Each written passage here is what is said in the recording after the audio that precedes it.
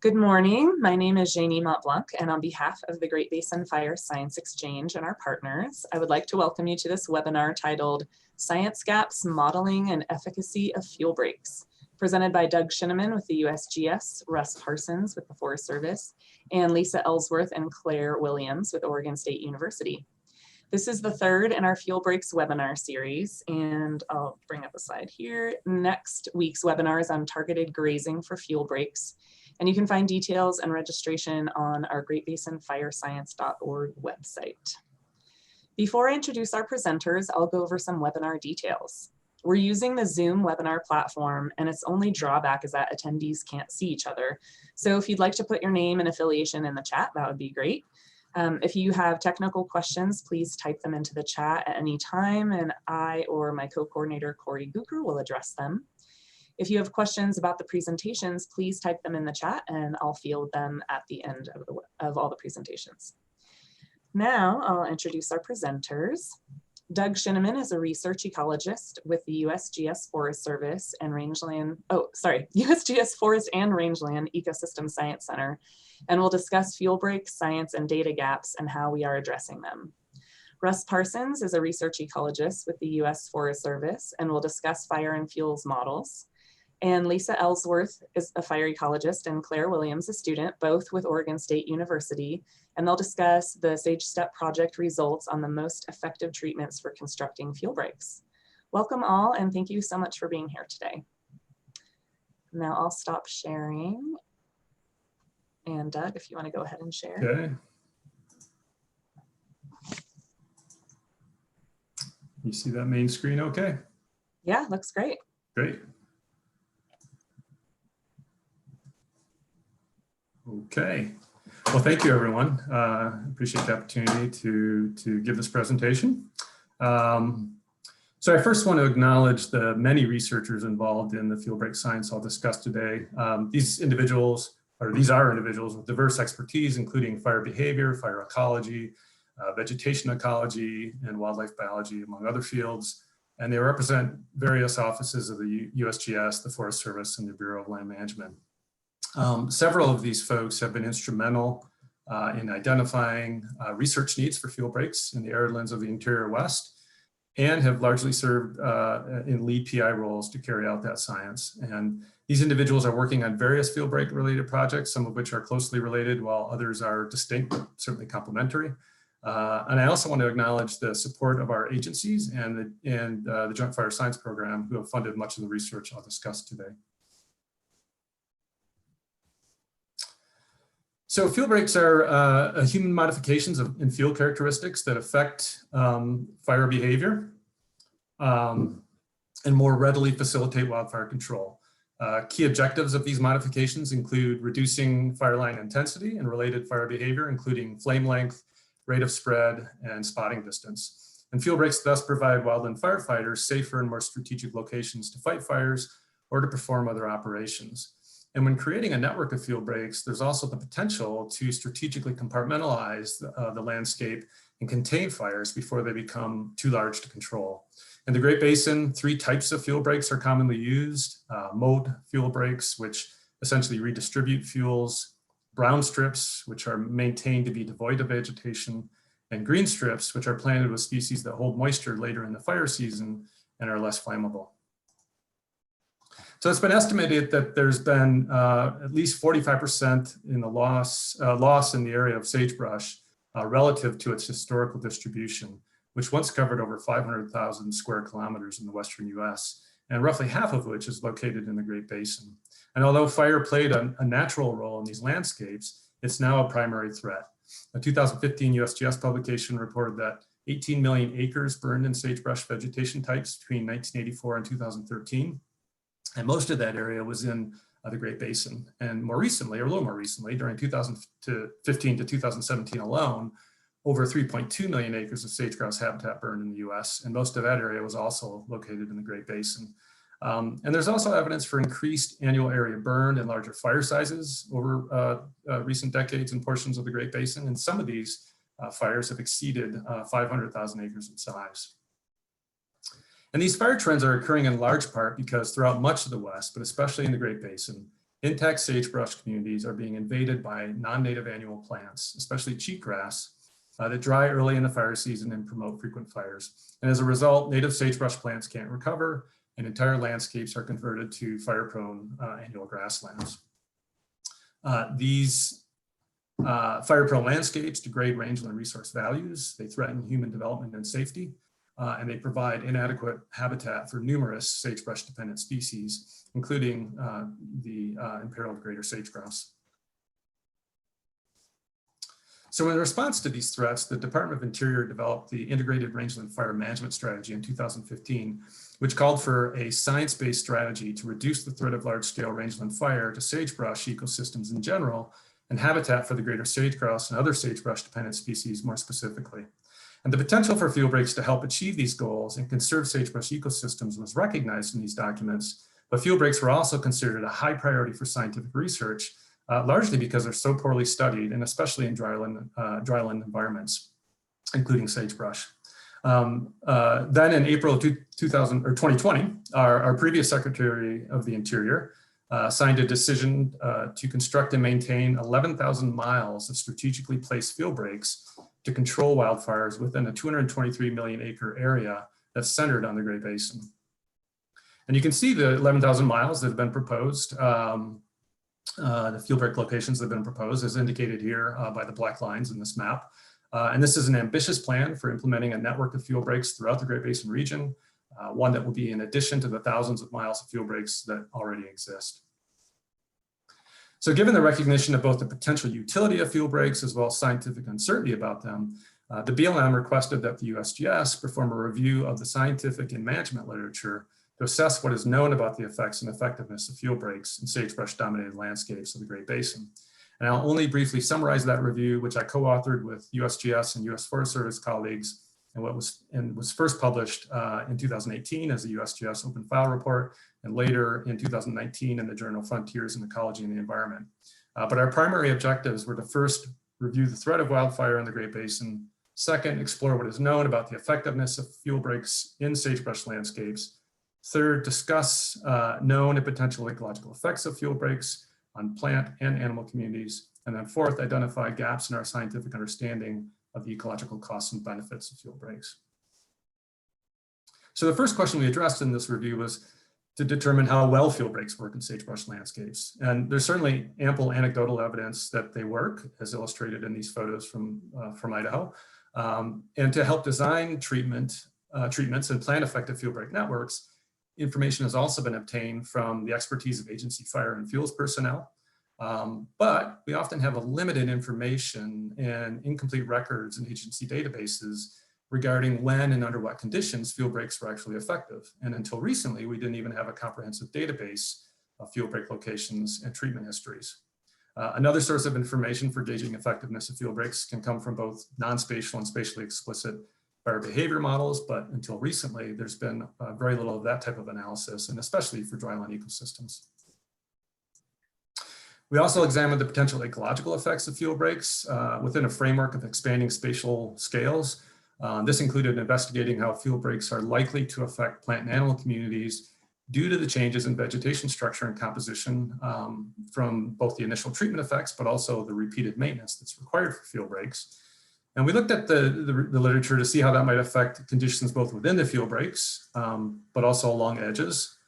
We also assessed the potential for field breaks to facilitate species movement, not only within field breaks, but also into and out of field breaks. And we found that there's certainly pretty good potential for field breaks to serve as vectors for non-native species invasions and as corridors for animal species movements, including predators that could impact sagebrush-dependent species like sage-grouse. At landscape scales, we examined the potential for field break networks to result in habitat fragmentation. And we proposed developing a science-based process to carefully evaluate trade-offs between these potentially adverse effects and the positive effects of field breaks in terms of being able to reduce the loss of wildlife habitat from wildfire.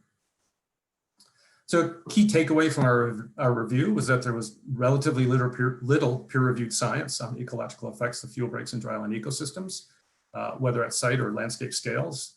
And in addition, there's been a general lack of consistent monitoring for ecological change or field conditions in and around field breaks, and insufficient information regarding historical fuel break performance.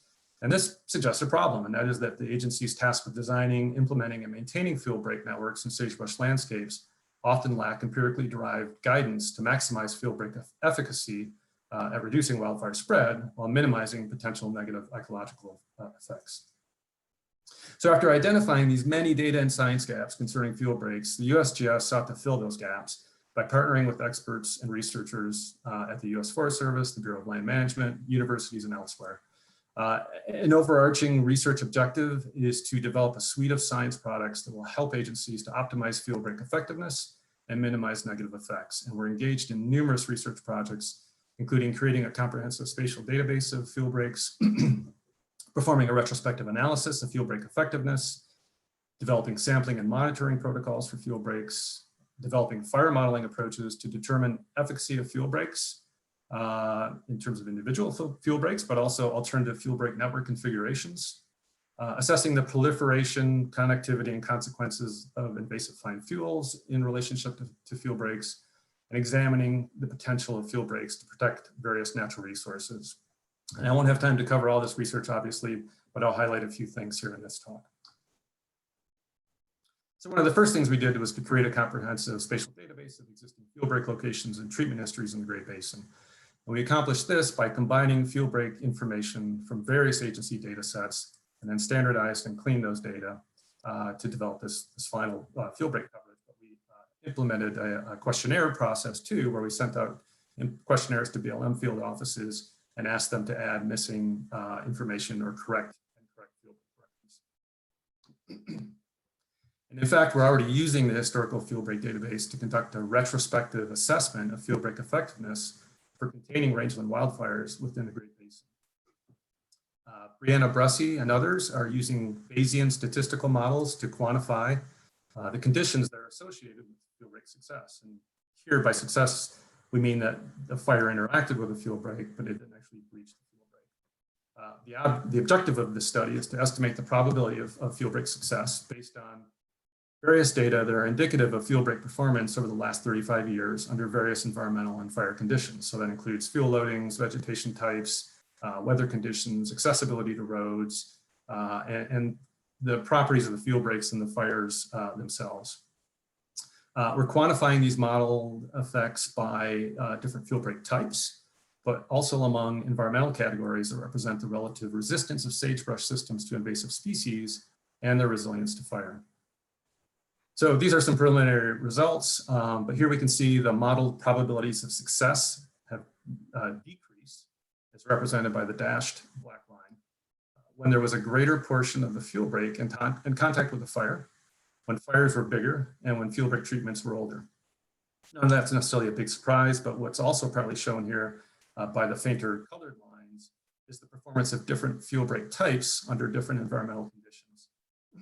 So looking more closely at those results, we can see that green strips and moat fuel breaks performed less well in areas with low resistance to invasion and low resilience to disturbance. And although I don't have time to show other results, other factors of success that are important in our models include the fuel conditions surrounding the fuel breaks, fire weather conditions, and distance to roads. And so collectively, these results should help us to better understand the combination of factors that contribute to fuel break success or failure. Additionally, we're also constructing a Bayesian multinomial model to estimate the probability of certain fire behaviors at the point of contact with a fuel break, including whether a fuel break was only touched, breached, or completely engulfed by fire. And unfortunately, I don't have time to show those preliminary results, but again, ideally, this will allow us to examine fire fuel break interactions in much greater detail. So we're also developing sampling and monitoring protocols for fuel breaks in sagebrush ecosystems. And the goal of this project is to develop a scientific assessment framework and related sampling protocols for fuel breaks that would be compatible with existing agency monitoring protocols, databases, and decision support tools. So toward that aim, we're developing, employing, and evaluating fuel break sampling methods that are intended to enhance our understanding of fuel break effectiveness and ecological effects. And we've also convened a team of agency experts to assist with fuel break monitoring protocols and the development of associated scientific assessment frameworks where we can use those data. Examples of attributes that we're sampling include And monitoring include things like fuel loadings, general vegetation conditions, soil crusts, wildlife usage, et cetera, both in and around fuel breaks. And for that project, we've initiated pilot field sampling efforts in central and northern Nevada and in south central Idaho. Sampling in Nevada is focused on fuel breaks near sage-grouse study sites established by USGS Western Ecological Research Center. And sampling in Idaho is currently focused on the Big Desert Fuel Break project area near Craters of the Moon National Monument. And when completed, we'll have fuels, vegetation, and wildlife data from these areas extending over at least 3 field seasons for each project area. And one of the objectives of the pilot sampling effort is to help meet monitoring and analysis objectives by developing workable strategies for stratifying sampling locations within fuel break project areas and ultimately across disparate fuel break networks in the Great Basin. And you can see from this example in Idaho, the complexities on the landscape from different fire histories at different resistance and resilience classes, as well as different fuel break treatment histories. And these complexities need to be considered in a sampling and monitoring effort to ensure that the information collected is useful to guide successful implementation of fuel breaks under a variety of treatment and environmental conditions. And through these pilot efforts, we're also developing and experimenting with different sampling methods and designs, which will allow us to assess conditions both within, but also well beyond the fuel break edge. In Nevada, the main plot design is structured on a 1,000-meter base transect, from which 50-meter transects were placed parallel to the fuel break edge, and within which we sampled vegetation composition and structure, measured fuel loadings, performed animal fecal surveys, and conducted point surveys for raptors and ravens. Each fuel break plot was also paired with another plot using this same design, but located in a nearby non-fuel break landscape that served as a control. So those are ongoing sampling efforts that we don't have results from, but I want to switch gears a little bit to talk about some of the modeling work that we have going on. In this project, we're looking at using 2 complementary models to assess the efficacy of adding fuel breaks to a landscape. So hypothetically, one would expect a diminishing point of return as more fuel break miles are added to a particular landscape. And here we're using the fire behavior model FlamMap to assess how the marginal contribution in reducing burn probability changes with each segment of fuel break added to a network, as shown at the figure at right, which shows how burn probability decreased with the addition of each new fuel break segment. And this approach should help to optimize networks through assessments of the relative costs and benefits of adding more fuel breaks. We're coupling this modeling approach with a circuit theory based fire connectivity model for the same landscape to investigate how adding a fuel break to specific locations can change the potential connectivity of fire on the landscape, illustrated here with a single fuel break barrier, which is the black line, and showing its potential effects on fire with darker green colors representing larger decreases in fire connectivity. So by coupling these 2 approaches, we're hoping to arrive at an optimization process. Switching gears again, another modeling approach that Matt Germino and colleagues are leading is looking at various aspects of post-fire restoration treatments that have been combined with post-fire fuel break construction. Their research takes place on the 280,000-acre Soda Fire located in southwest Idaho and is based on a tremendous amount of data collected across the burned area among different post-fire treatments. And they're using this information in part to look at fuel loadings and fire spread via a variety of models and to simulate effects of fuel breaks over time as they vary with not only post-fire recovery of the surrounding landscapes, but also influences from weather, grazing, and other management activities. So physical-based modeling approaches will hopefully allow us to more clearly understand the mechanics of fire movement in treated fuel breaks. But it's challenging to parameterize the tiny fuel features on the landscape to accurately reflect the patchiness and fuel structure. And this slide shows how Matt Germino and his team are trying to address the lateral heterogeneity in fuels by breaking down the landscape into voxels of lower or greater fuel density that are arranged using a non-random noise algorithm, and then using this information as part of the parameterization of a physical-based model like quickfire. So the animation in this slide shows how head fires might break into lateral fires as a fire moves from the surrounding landscape, which is represented by the bottom solid color in each group, into the fuel break, which is the more pixelated part of each of those graphs. And this is also an example of a sensitivity test that they're performing to determine the scale at which fuel's heterogeneity or voxel resolution should be parameterized. Finally, my colleagues and I have also begun recently working on a joint fire science program funded project in which we'll use FSIM to model alternative configurations of fuel breaks in the Great Basin to determine how to maximize fuel break effectiveness while minimizing impacts on sage-grouse habitat. FSIM is a large fire simulation system and was developed to provide mapped estimates of annual likelihood of fire burning or probability under different landscape conditions and alternative fire management practices. And it does this by simulating tens of thousands of hypothetical fire seasons.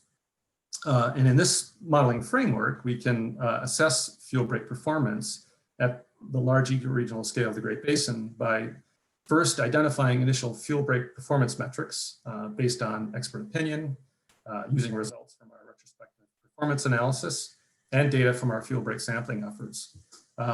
We can then employ FSIM to test a range of performance metrics relative to alternative fuel break configuration scenarios, and then evaluate the trade-offs for each fuel break network configuration scenario using a multi-factor approach that considers impacts on wildfire behavior and valued resources. And again, for this specific study, we're really focusing on sage-grouse habitat, but it could be applied to other resources as well.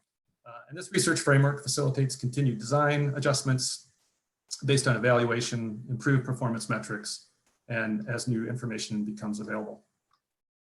So to wrap up, these projects involve various USGS-led research teams working collaboratively with other research institutions and land management agencies.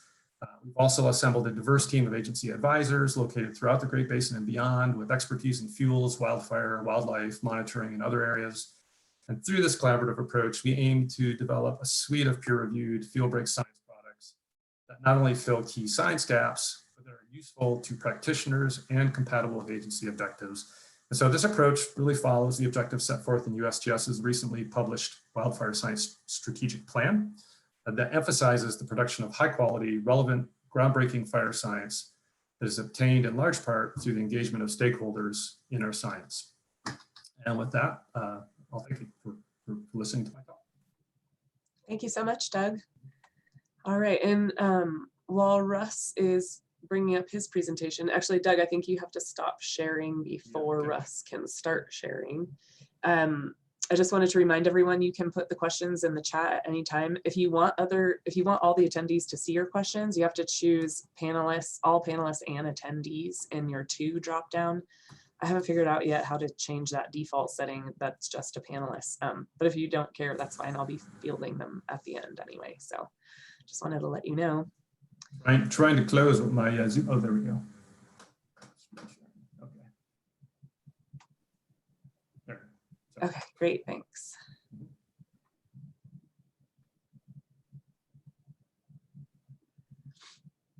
Okay.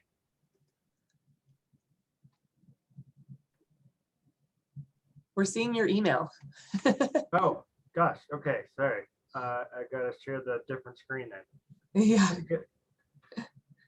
So sorry. Man, this is so frustrating. This happens to me every time.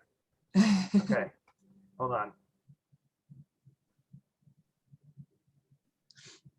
Yeah, what happens is the window that runs the stupid meeting falls behind some other thing. Oh no. And then I can't pull it up. Okay.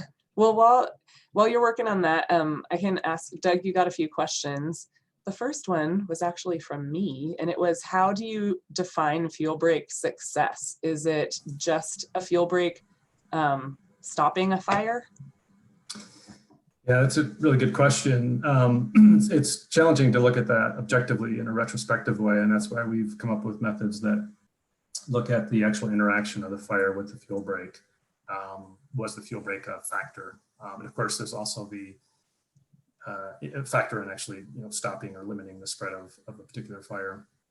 And there's also the challenge of whether or not we consider these fuel breaks to be passively effective versus being actively used by wildland firefighters. So all those factors need to be considered when we consider whether or not a fuel break was successful or not. But for the graphs that you were showing us, Mm-hmm. what was that definition? So, okay, so in those cases, it was simply whether or not a fuel break was breached by a fire. Okay, gotcha. Thank you. So, and we included a lot of factors, including whether or not there were, suppression activities on the ground, but also all the environmental conditions that I mentioned in my slide as well. Gotcha. So yeah, it gets tricky because we have to pull up data from incident reports and so on, and as well as other, geographic layers. But yeah, in that case, that was what we considered success with whether or not the fuel break was actually breached. Okay, great. Thank you. Mm-hmm. All right, go for it, Russ. The floor is yours. Okay, so you're seeing my PowerPoint, not my email now? Yes. Okay, great. I'm going to jump right into this. I'm talking about both current and future modeling of fuels, but I'm really focused on the future because that's where the exciting stuff is. So before I begin, you can see I have a lot of partners here. I would note that Rod Lynn and Kevin Hires are some of the partners that Doug was just talking about with the quick fire modeling. So they're really important parts of this. So I'll be talking about some of that as well. Okay. Basically what is the status quo right now is that people are using the Scott and Bergen 40 fuel models out there with models like FlamMap and Farsight, and of course WIFDIS and those other systems that are built around that. So a good thing to remember about that is that it's not driven by fuels data, but is in fact interpolated model outcome driven. So if you can imagine the response surface space of the Rothermel model, the Scott and Bergen fuel models represent interpolated points within that space, okay? So it is an abstracted characterization of fire behavior that seeks to provide measured differences between fire behavior outcomes based on model output rather than fuels inputs, okay? Basically, one of the important components of this is the dynamic models, which allow for a combination of green and cured stuff. This is really important in a lot of rangeland ecosystems. And then it's generally not the case that people are using custom fuel models, either in rangeland or in forest environments. And this is because once you start getting under the hood with those models and messing around with the parameters, you actually get some often unpredictable things. So in general, people stick with the Scott and Bergen model set because they know what to expect. So if you're talking with other people, they know what you're talking about if you say, this is a GS2 or GS3 or whatever, okay? But they don't know what you're talking about when you start getting into the custom fuel models. So anyway, that's kind of how it's done right now. And then when you're talking about fuel treatments, it's really pretty simple. You have a treated area, and then within that treated area, you change which fuel model you're talking about, okay? So that's kind of the status quo. So now there's a lot going on with the future with fire modeling. And honestly, I could talk for an hour about this, but I'm going to go through it kind of quick. So basically, there's a whole lot going on with fuel mapping. Okay, and the first thing I'm going to talk about is Matt Reeves' FuelCast stuff, which links regression models of biomass growth to satellite imagery and other things, giving real data over time. Okay, and it deals with both dynamic fuel loads in terms of fuel loads that are higher in wet years and lower in dry years. And then it can also deal with the dynamic curing. So it tries to identify a point in time when the system has achieved its maximum biomass. And from then on, it's going to start to be drying out. So that helps with these dynamic fuel model characterizations with models like FlamMap.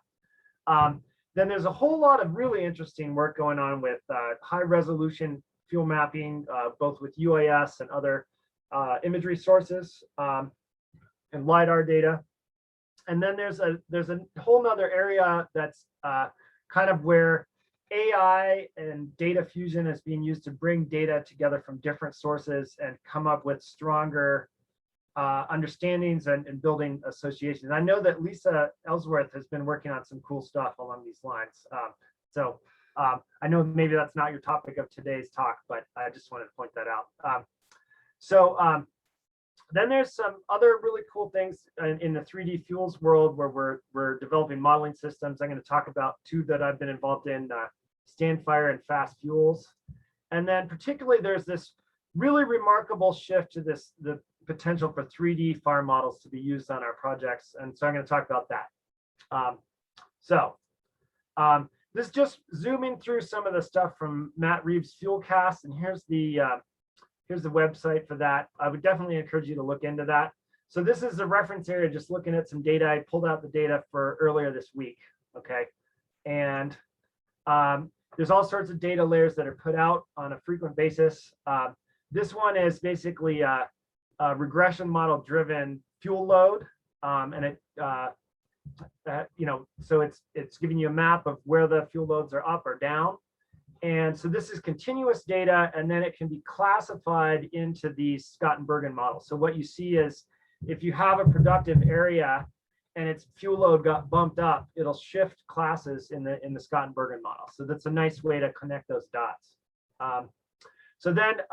This is just a really quick little tour of some of the cool stuff with UAS, but I've been working with a bunch of UAS folks out in my SciCan Mars site in Oregon.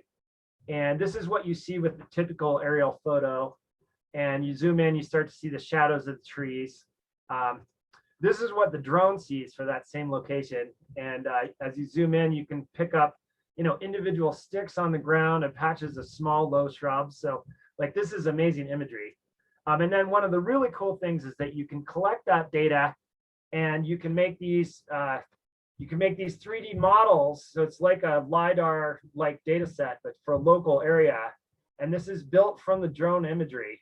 And in some cases, you can go into that 3D point cloud and you can measure the diameters of the trees because of the oblique imagery that we got. So this is a photogrammetrically derived point cloud, but it's really super cool. Of course, this really oblique stuff with the UAS is not something that you do on massive scale. It's more for small areas. Okay, so now one of the limitations with all these things is that the Rothermel model, while providing a great deal of use for our fire suppression efforts, is kind of challenged when it comes to Great Basin fuels, for example. So we know that we have this complexity out here. The Rothermel model assumes that it's homogeneous and contiguous, okay, but in fact, real fuels are heterogeneous and discontinuous. So what we're doing essentially when we take these kind of fuels and put them into Rothermel is this. We squish them down and we homogenize them, okay? So what this means is that there's always a disconnect between real world fuels data and how we represent it in Rothermel, okay? Best case scenario, you get real world data and you line it up and you put it in there and you make a custom model, and then you find that it doesn't work the way you thought. So it's not very rewarding in that regard. Now there's this whole new world of fire models that I've been working in for quite some time now. And anyway, this is another talk that can go on forever, but the thing to bear in mind is that this is not totally new. It's already been around for more than 20 years in wildland fire science. And the math behind the computational fluid dynamics that makes this work was developed in 1822, making it almost 200 years old. So this is not new witchcraft, okay?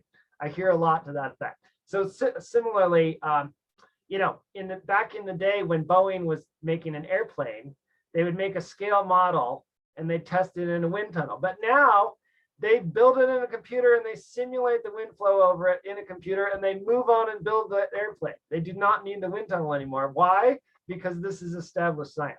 So just want to throw that out there. So we have this issue with fuels and models that I've had to deal with my whole career so far. And that is, we are able to collect really good information at the local scale, like, a group of trees or laboratory measurements on some samples. We have systems like this FVS where we can keep track of tree lists and we grow trees over time and manipulate them like that. But when we get to the fire models, we have this huge bottleneck. So all that data detail is lost, okay? And this isn't that big of a deal when you're talking about fire suppression, but it is really a problem when you start getting into things where within stand variability in the fuels actually are hugely important to the outcome. And these are fuel treatments and fuel breaks, prescribed fire, and natural disturbances, which result in mixes of high and low flammability within the stand, in which case the mixture itself or the average quantity that's represented is not representative in terms of what the fire sees. So over the last few years, we've been developing some systems to deal with this and kind of jump past that bottleneck. And at the heart of it is going to detailed models that can deal with high resolution and heterogeneous fuels. So here what you're going to see is 4 different simulations comparing, this is for forestry, but it's similar approach could be used for Great Basin fuels. This is a untreated forest stand, and these are 3 different spatially explicit treatments of that. And what you can see is that, you know, we're representing trees at a 1 meter voxel scale here, and you can see quite a difference in the fire behavior between the treated and untreated cases. Hold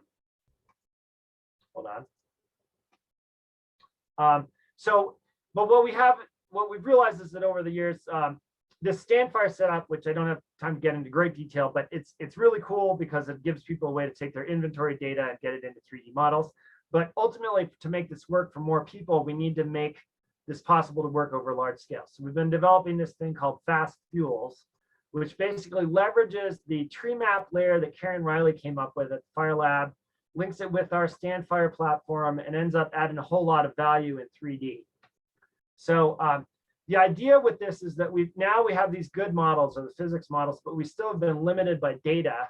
So Fast Fuels makes a pathway to get data that is wall to wall, covers large areas, and it gets it into those models. And then because we know that the data is kind of synthetic, we need a pathway for better data to get in there. And that's why we're developing these things called on-ramps, in which if you think of Fast Fuels as a super highway for 3D fuels, all the on-ramps are the way to get your local high resolution data in there and make it work for you.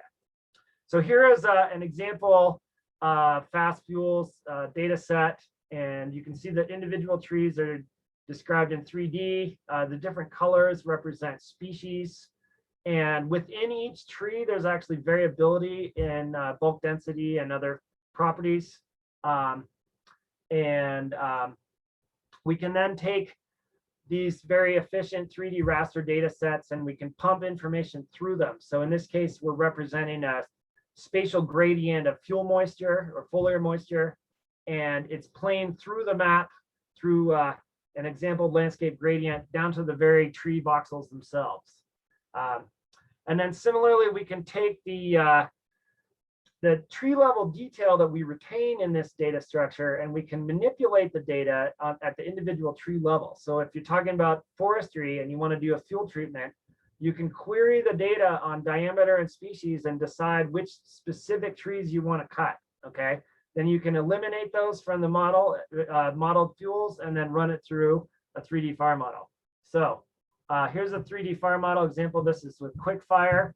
The topography and fuels were delivered by our Fast Fuels. So this capability is going to be widely available soon, but we're currently testing it in a bunch of places. But this is what you see. So in the upper left, you see the fire burning and fuel consumption. Below that, you see the moisture changes associated with that. Upper right is the winds and plume, and the bottom right is the energy to the atmosphere that's going on in quick fire. And an important thing to note here is that it's not just one, but several 3D models that we're working with, and Fast Fuels will be providing data for all of them. FireTech and FDS are the big full physics models that are generally too slow for operational use, but the faster versions of these models can run on a laptop and are faster than real time. So they are completely capable for regular people to run. These include QuickFire, the FDS level set, and there's some other models like WRF S-Fire that are coarser scale, but are also quite relevant. And there's more 3D fire models on their way. So it's a very exciting time for fire modeling. Okay, and then just to demonstrate, we can take that fast fuels data and we can put it out at even higher resolution. So in this is an example 3D data set built with fast fuels for Great Basin fuels. You can see some juniper and pinyon in there, and you can see the sage. I think the yellow is cheatgrass, and the light green is like antelope brush or something like that. But we can simulate the data in 3D, and we can run models through it. So I know I'm probably getting over on my time, so I wanted to just stop it there, but looking forward to questions. Great, thank you so much, Russ. That's exciting. All right, Lisa, I don't know, Lisa, or who, if you're sharing your screen. I will. There. Okay. Yeah. All right, does it look okay? Yep, looks great. All right. Well, thanks for having me here, Jamie and Corey. I'd like to acknowledge my co-authors. First of all, Claire Williams is here with me today from Oregon State University, and a lot of the work that we're going to be presenting on is from her undergraduate honors thesis that she has just recently defended. We're going to be talking about the SageSTEP network and talk about the information that we've gained over the past 15 years in collecting annual data from several different fuel treatments, and some of the things that we're learning that will mean for future fire behavior. Some of my other co-authors on this project, Beth Newingham with Agricultural Research Service is the co-lead with me on the SageSTEP project. Scott Schaff is the project manager, and I think he's here today. Ava Strand has been instrumental in doing this fire behavior work as well. Dave Pike, Matt Reeves, Gene Chambers, and Gino Shoup also have been a big part of this project. So the SageSTEP treatment evaluation project is a project that's been going now. We're in year 15 of data collection in some of the plots. So the data that we'll talk about today come from over 10 years of data collection. There are 6 sites that are in sagebrush dominated communities with various amounts of cheatgrass in the understory. Those are going to be denoted throughout this presentation with yellow. In the sagebrush network, there are 4 different fuel treatments. There's a mowing treatment, prescribed fire treatment, tebuthyron, which is a herbicide, and untreated controls. And each of those are crossed with post-treatment imazapic.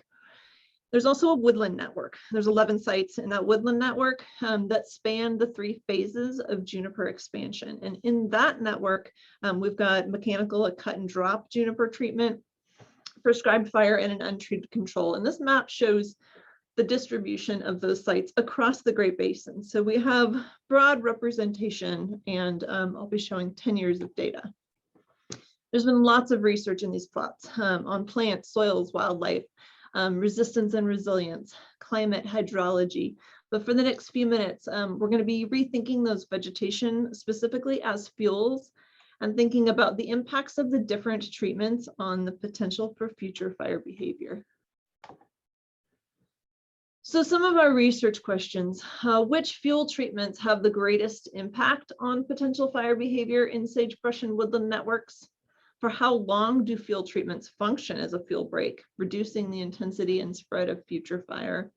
And do these relationships change throughout the fire season as the fuels cure and become increasingly flammable? Just to give you a feel for what our plots look like, this is from the sagebrush network, which again is going to be denoted by the yellow bar.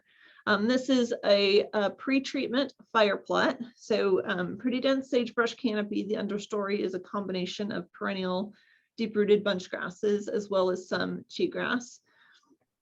In year 1, you can see that after the fire, we lost the majority of the sagebrush canopy. We've got a bunch of annuals coming in, but also some perennial bunch grasses that stuck around. By year 6, the plots are dominated by pretty dense herbaceous vegetation. There's not great sagebrush recovery in any of the plots in the network. If we look at one of the mow treatments, similarly, year 0 is pre-treatment. Year 1, the objective of this treatment was to kind of chop off the top half of the sagebrush plants so that that would reduce flame lengths in a future fire. What it resulted in was some canopy mortality, some sagebrush that were left behind. So the year 6 picture, you can see there are sagebrush remaining, but a pretty good understory composition of perennial bunch grasses, again, also some invasive annuals. The tebuthyrone treatment was intended to thin the canopy of sagebrush. We had a pretty delayed response of that treatment. Year 1, you can see there's almost no impacts of the tebuthyrone. By year 6, we're starting to see some individuals that were killed by that treatment with some understory recovery of the herbaceous community. The treatment didn't work super well, and it took quite a while for it to have an impact. And so every year, data is collected in the field on the complete amount of biomass or burnable fuel out there. So this is some of the data from those plots. So we're looking at the 4 different treatments: control, fire, mechanical, and tebuthyrone. This is fuel load on the y-axis. Each set has pre-treatment and then years 1, 2, 3, 6, and 10 post-treatment. So what I want you to notice is that overall the fire reduced the total burnable material out there the most. Mechanical also reduced it to some degree. Tebuthyrone didn't do much. Another thing that you'll notice is the majority of the reductions in this fire set of plots are as reductions in these black bars, which are the shrub components. So we lost the shrub canopy. In the mechanical plots, the shrub canopy was retained a little bit more, but you'll notice that there's pretty big bars that are represented by the polka dots there that are the downed wood components. So the fuel load is just being redistributed from the shrub layer to the soil surface. And so we used 10 years of in situ biomass data in the fuel and fire tool, which uses under the hood FCCS. This is a non-spatial fire behavior model. It predicts surface fire behavior using things like rate of spread, flame length, reaction intensity. And for the Woodland Network, it also can estimate canopy transmissivity. It does this as an index from 0 to 9, not as an actual metric. And so this works really well at testing the difference between treatments. This can also be used with different fuel moisture scenarios to simulate fuel curing through the fire season. And so some of our results from the Sagebrush network, I'm going to show a bunch of plots that look similar to this one, where we've got the 6 different treatment years. Year 0 is pre-treatment, year 1, 2, 3, 6, and 10. Across the x-axis here, we have 4 different moisture scenarios that we tested, from kind of early season moisture characteristics when things are still quite green, through to fully cured when it's, late August and things are dry and crispy, more representative of when we have high fire risk. So this graph is looking at surface rate of spread. The different colored lines represent different treatments. We've got the red and green are control, and then control plus imazapic. Green is fire and fire plus imazapic. Blue is mechanical plus imazapic, and the tebuthyrone is represented by the kind of burgundy dark red color.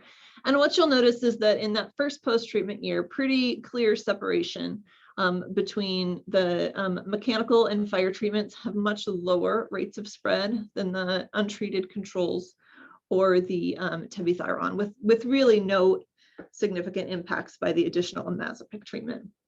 Those same patterns hold in years 2 and 3. The plots start to become more similar by years 6 and 10 for rate of spread. If we look at flame length, we'll just focus on that fully cured, that highest fire risk scenario. Here again, we're looking at pre-treatment. The plots are all the same. 1 year post-treatment, we've got reductions in the fire and in the mow plots. Nothing going on with tebuthyrone. And those patterns, again, hold for quite a few years. And flame length is a particularly interesting one because there's kind of a rule of thumb in the fire suppression community that if you've got flame lengths of less than 4 feet, you can use hand tools to manage them. And we only had flame lengths of less than 4 feet in those mow and prescribed fire plots. But really we're only below that threshold for the first couple of years and for some of the plots in the network. If you get up to 4 to 8 feet flame lengths, you're going to need some heavier equipment. That's represented by the purple line there. And for our plots, again, the mow treatments and the prescribed treatments keep us below that threshold, where the control and tibuthyron treatments are pretty consistently above that.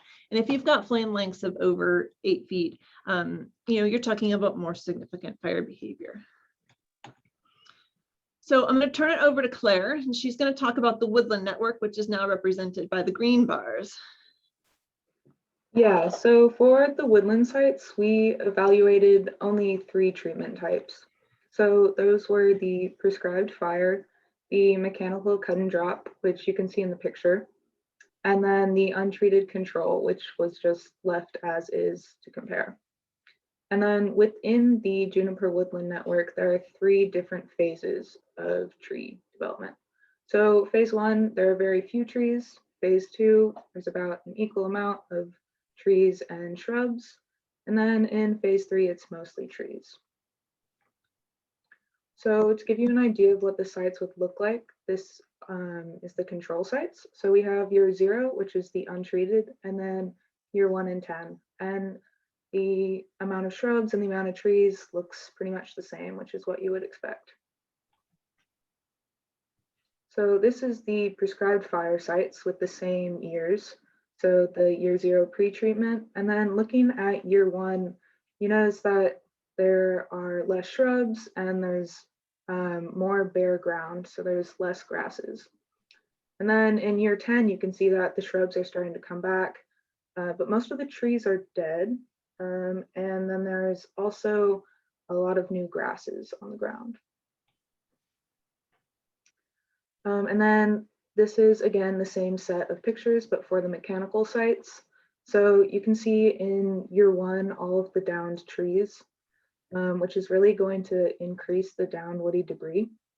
And in year 10, you can't really see those trees anymore because the grasses and the shrubs have grown up around them.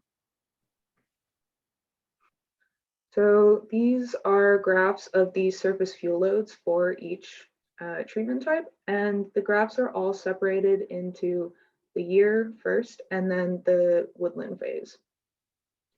So looking at the control, the shrub fuel load does decrease slightly throughout the phases. That's that orange color at the bottom. And this graph just gives us an idea of what the fuel load looks like without removing juniper. Then if we look at the prescribed fire graph, the shrub fuel load also decreases over time, but a lot more than it did in the control. And again, that's the orange at the bottom. And then it's a little harder to see, but the herbaceous fuel does increase over time in the prescribed fire. That's the pink layer right above the orange. And then the downed woody fuel also increases, and that compared to the control is a lot more significant than the other increases.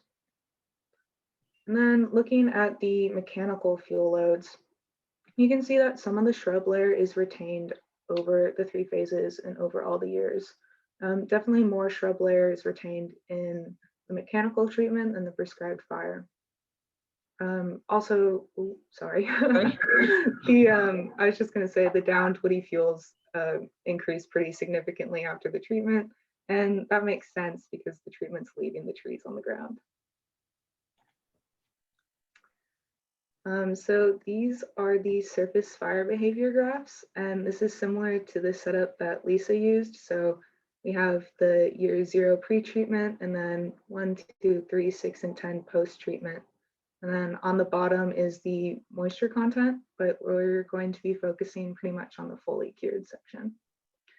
So immediately you can see they're all very similar in year 0, and after that, the prescribed fire and the mechanical treatment really increase over year 1 through 10. And these increases in the rate of spread, they persist throughout year 10, which is also important, looking at the longevity of the treatments. And then this is the same setup, but we're looking at flame length this time. And mechanical treatments increased the flame length the most, but the prescribed fire is also increasing after year 0. The control stays pretty level throughout all the years. And the increase in the mechanical and the prescribed fire flame lengths is mostly due to the increase in the downed wood in the sites. So lastly, we have the reaction intensity, and that is the heat per unit of area. And this one's a little bit different than the previous two, because right off the bat, you can see that the prescribed fire reduces the reaction intensity starting in year 1. But then as you look through all the years, it does eventually increase the reaction intensity above the control level by year 10. And then mechanical, sorry, Lisa. The mechanical increases it above the control from the get-go. So next we want to look at the crown transmissivity, and this graph on the bottom axis is separated by phase, and then on the left by year. So we just did year 0 pre-treatment, 1 and 10 to give an overall view. So this is an index of 0 to 9, so it's not actual metrics, but it gives us an estimate of the canopy fire spread. And you can see that most of these points are 0, so there is no canopy spread in the any of the treatments. And that changes in the phase 3, which has the most amount of trees in the woodland phases. So that's where you're getting that canopy spread. And you're not getting it in the treatment types for year 1 and 10, only the control, which means that those 2 treatment types, the prescribed fire and the mechanical, reduce the canopy spread. So just to bring this home, we'll talk about what this means on the ground. For the Sagebrush network, we did find that the mow and prescribed fire treatments can reduce the potential for future fire. There's a trade-off that we weren't able to explore very thoroughly, which is that we have these reductions in fire intensity metrics, but these treatments also came with some increases in invasive grass. We also make the assumption that by doing these fuel treatments, that this is going to be beneficial because it reduces future fire. But I don't think we've fully considered that there is the possibility that the dual disturbances of treatment plus fire aren't necessarily going to be beneficial. Some take-homes from the Woodland Network. There was some reductions in canopy with those dense phase 3 woodlands. There's some risk of fire that comes with the restoration of the rangelands, the recovery of the shrub and grass components. The treatments reduced juniper, but they increased the surface fire behavior. There's also an increase in invasive annual grass with those treatments in many of our plots. And it's those phase 3 woodlands that are at risk of canopy fire in particular. So with that, I think we will say thank you so much. And we'll thank our funders as well who have contributed to this project for going on year 15 at this point. And I think that we can take your questions. Thank you so much, Lisa and Claire, and all presenters. Given that we only have a couple minutes left, some of the questions have been answered in the chat already, so I'll go with the ones that I believe have not been answered, and then we can circle back and discuss the ones that have, if there's time remaining. But Doug, it looks like this question you may not have gotten to. This might be related to the question you just answered. Does the fuel break database distinguish between fuel breaks, landscape scale, multi-year sustained fuels treatments, and single season fuels treatments like fence line burning? Yeah, so I did do my best to answer that in the chat, but no, it's okay. We did. So we have essentially developed a rule set for what to include and what not to include. And it was based on things like treatment types and whether or not the feature fit the, sort of description of, or the idea of a linear fuel break. So it had to be a certain length and a certain treatment type and so on. So for instance, a small stretch of fence line that was burned on a random occasion would not necessarily have ended up in our fuel break network. Whereas something that was longer and meant to be maintained over a longer period of time would have. And so we'll at some point we'll publish and provide those methods, but I'm happy to share with folks that might be interested so they can get in touch with me if they'd like. Great, thank you. Lisa, your fuel load graph doesn't differentiate with annual grass, which is very important for fire. Can you comment on annual grass fuels load versus forbs and bunch grass? Yeah, that's a good question. We have many plots across the Great Basin and they responded differently. So some of them had more invasive annual grass, some of them are perennial bunch grass dominated. We have that data. It's not represented on that graph. It really depends a lot on the soil type, the elevation, the inherent resistance and resilience of the site.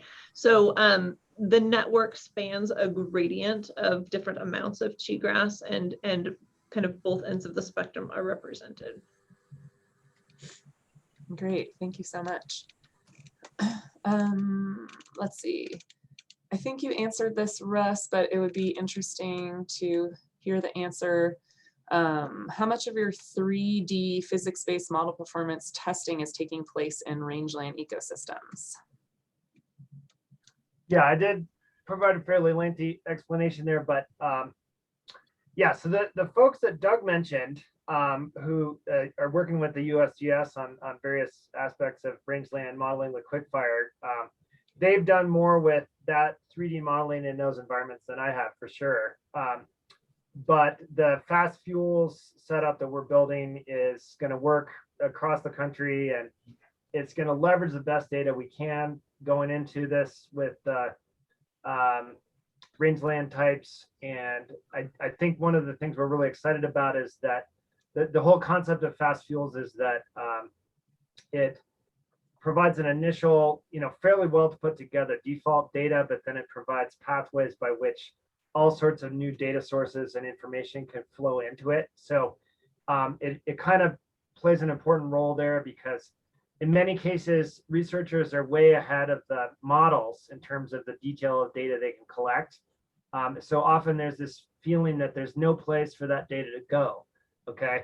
So what we're trying to do with fast fuels is make it possible for all of that cool stuff to get a place that goes into where it affects fire models.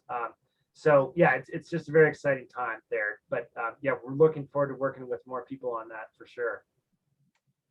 Great, that's wonderful. Well, since the other questions were answered in the chat and I want to be respectful of people's time, we'll end there. But it was a great discussion. I want to thank you all for your participation. A recording of this webinar will be posted on our Great Basin Fire Science YouTube channel in the next few days. And don't worry, we will edit out your email, Russ. And you'll get a link through it sent automatically through a Zoom follow-up email. If you have further questions regarding this webinar or any others, please email or call me anytime. Thank you again all for your presentations, and have a great day. Thanks for having us. Really pleasure. Thank you. Yeah, thanks a lot. Bye.